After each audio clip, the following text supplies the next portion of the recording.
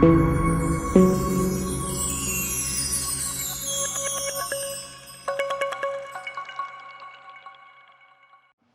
want to speak today about symbiotic ecologies. And how we are trying to be in symbiosis with the ecosystems around us. This is today's topic. We want to create a sustainable tomorrow. It's a necessity of our time. Arctic just had its warmest winter in years, and the Arctic temperature is still rising. We can all feel the impacts already. For example, CO2 emissions are constantly rising. The commercial and the residential building sector accounts for 39% of the CO2 emissions in the US only. Today morning, I saw on Instagram that there's a climate strike in Melbourne. We believe in architecture which is in symbiosis with nature, surrounding climate and technology. Today I want to showcase how we are addressing these topics. Starting with the most important one, the symbiosis with nature.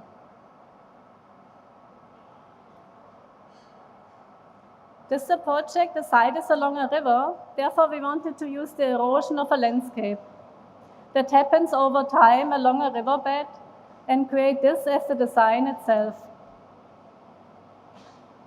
These eroded systems and patterns have a lot of potential of built and unbuilt typologies, of blending the inside and outside, taking the site conditions of a high flood line and the nodes of activity the base grid was generated, which came from the site topography itself. The built form emerges out from this eroded landscape. And these activity zones are not added on, but are nested within and part of the system.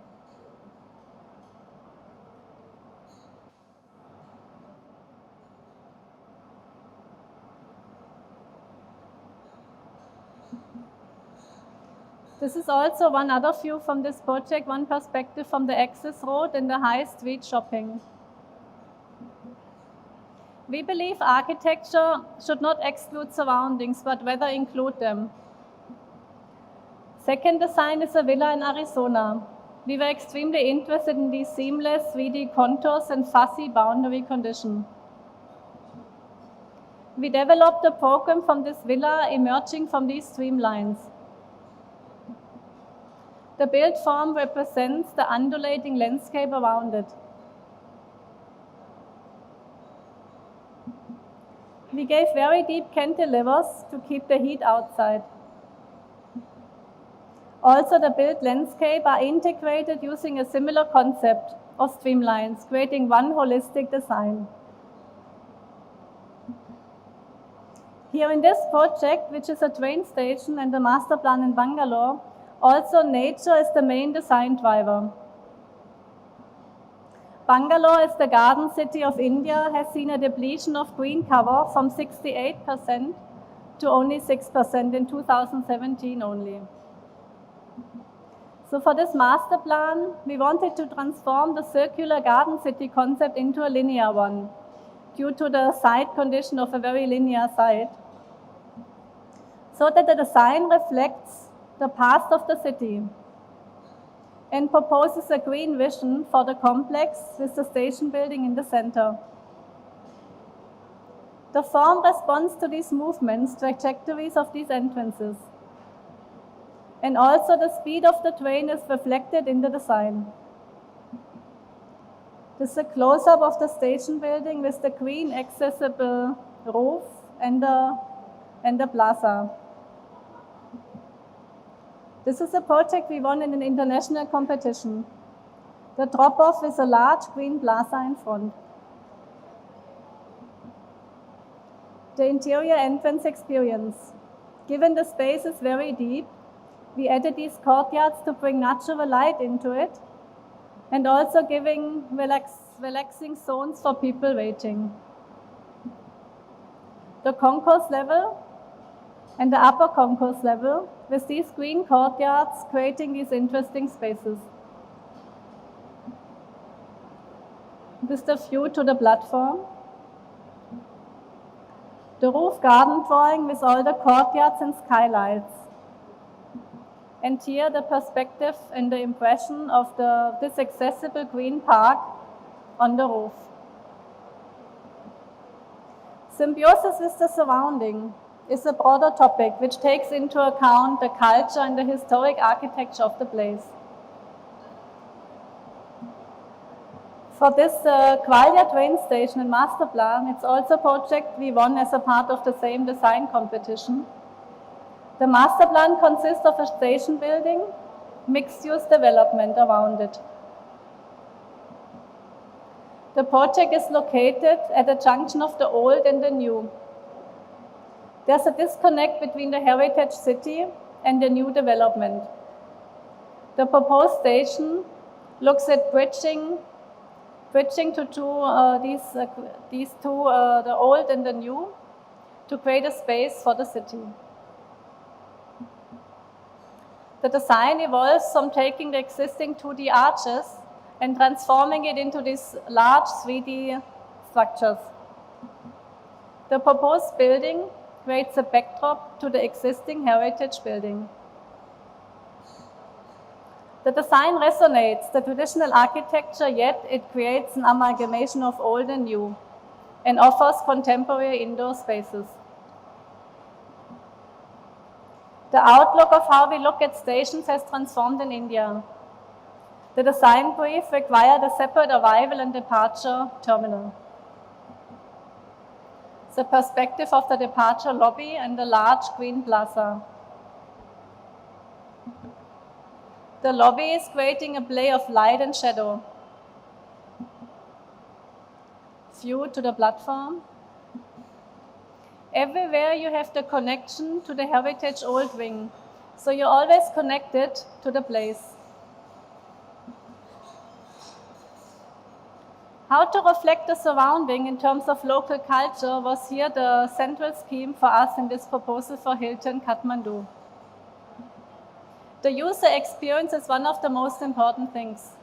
We realized that these little prayer flags are everywhere in Nepal and Kathmandu and play a very important role how a guest experience the city. They are there everywhere in Nepal, consciously or subconsciously. The tourist will absorb this experience and these multiple colors. We translated these flags into vertical facade elements, slowly changing color when you pass by and approach the building. So the building is always animated and always changing. The building is bending towards the mountain view and opening up large double-height spaces and balconies to the view. The form rises as a monolithic volume, amalgamating the local culture with the surrounding. The all-day dining where you can enjoy the view into the mountains and the infinite pool above. The next topic is the symbiosis is the climate and how to embed sustainability in our architecture. Punjab KSV headquarters looks at integrating contemporary workspace with traditional Indian elements, but also respond to the harsh climatic condition of Delhi. Architecture should be performance-based. That's what we call performance-based aesthetics. And this was here the design driver. We started simulating the facade to make it solar responsive. It's calculating the window-wall ratio of each facade, considering the light from the atrium as well. You see in the upper right window, it's constantly updating. The goal was to shape the facade and achieve an ideal lux level. Then we were looking at traditional Indian facade screen patterns and how to achieve the ratio in a gradient way. We used a hexagonal pattern as a base And with the scaling and overlapping, we are generating a lot of different patterns to create different light conditions.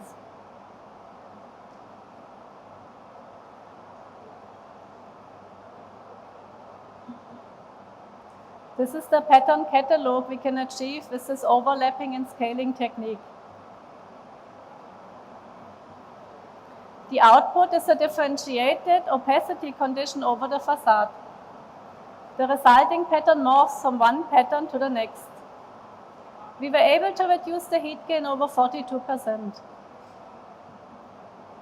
This results in this animated facade with a gradient porosity. This is the view from the urban corner. By the way, it's raining here a little bit. The main entrance extends into this atrium. The play of light and shadow is animating the space. Being an office space, the building is seen as an interaction zone. By creating moments allowing informal meetings to happen and ideas to be exchanged. Another project where sustainability is the main design driver is this villa, also located in Delhi. It emerges out of an existing building on the left and connected by a bridge for the kids to visit their grandparents. The objective is to blur the boundaries between inside and outside. The old Indian house had an interior patio in the center. It was part of the typology to increase the human comfort level. These nice outdoor courtyard spaces have shallow water bodies to reduce the temperature. An open courtyard typology was inscribed in the design, looking back at these traditional Indian houses, with the swimming pool in the center. The form was oriented towards the south sun to enjoy direct sunlight during swimming. The building formed itself around the pool. As we oriented the courtyard towards the south, the overhang was used as a design element, where the depth of the cantilever was iteratively optimized to block the summer sun and let the winter sun in. You see here the red and the yellow on the facade. Can you hear me at all? I only hear the rain. Okay. Good to know you hear me. This resulted in a design solution with open views into the landscape and shaded outdoor spaces. The facade The facade seamlessly integrates with the form, and the facade drops where more privacy is required and opens up to blur the boundaries. The spaces flow uninterrupted from inside out and from outside in. The last topic, symbiosis with technology and materials. This product, it's about both materiality and technology. To design for tomorrow, we must look into the past. The smart launcher for us was an investigation of an almost lost technique, which is kerfing. It's a very smart system as there's no wastage at all. We investigated different wood grains, grain direction, tested a lot of different kerfing patterns at a prototype level.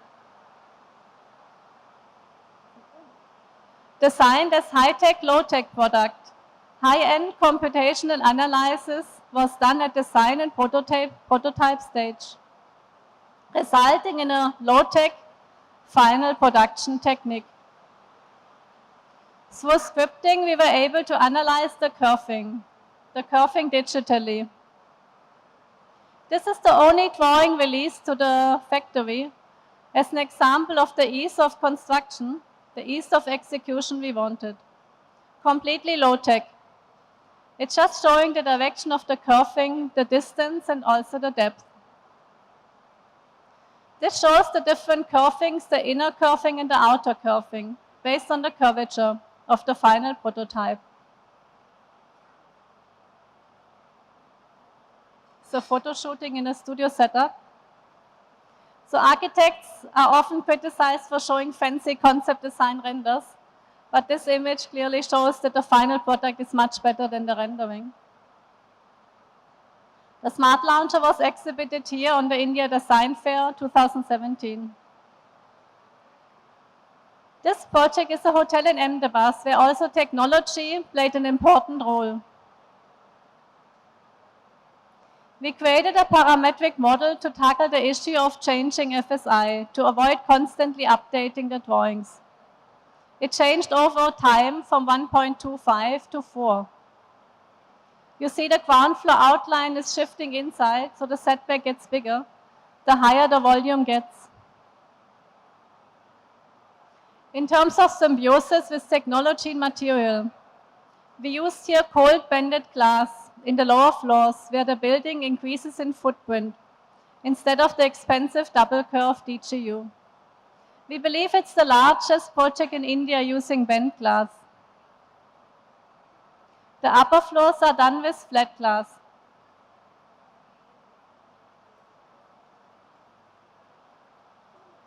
Now, to round it up, we would like to show you a short animation of an installation which we did for the India Design in February this year, in collaboration with Corian and Script. We stretched the material capacity and available technology to the limit here. Also, as we only had 6 days of production time.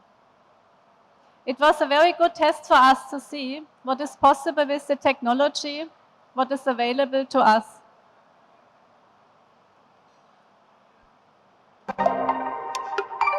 This installation which we have here, we have titled it Touch Me. It has been done in association with the Godrej Script. The theme is freedom of living. Touch Me is the biggest double curved installation made using solid surface in Asia Pacific. What inspired us to create this form and this installation is nature. The idea for us was to blend the inside and outside into one. In nature, there's nothing which is extra. Everything is completely robust and efficient. They don't leave even 1 mm extra. So this system is coming from a system called minimal surface. Structure, form and material, they're amalgamated in one. So it's a very thin 12 mm sheet of Korean which we have taken. So thermoforming was done essentially where a flat sheet is molded over a negative, and this is how we got these curves. And the material can be seamlessly joined to each other. So it was done in 8 parts which are fused together. Freedom of living, trying to blend together how you use a product, how you use the space, blending together. Here it's also asking you about the infinite possibilities within you. I think we've never done such a crazy endeavor in our lives. So the crane which came to install it or put it on the trolley, it actually carried from the workshop to here. Also in the morning, to get it out of the workshop, we had to cut a piece of the workshop door to get it actually out of the workshop.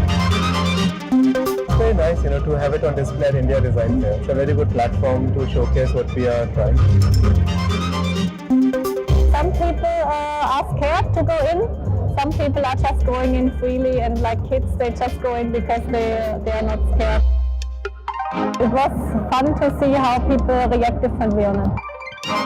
People are using it in ways we never thought they would. Yeah, it actually became a photo shooting place here. When we see people interacting with the piece, it's really a feeling of ecstasy. It's not a very standard thing which we try to achieve. It was a very over-ambitious project which we took on, so it really gives us a lot of self-satisfaction also.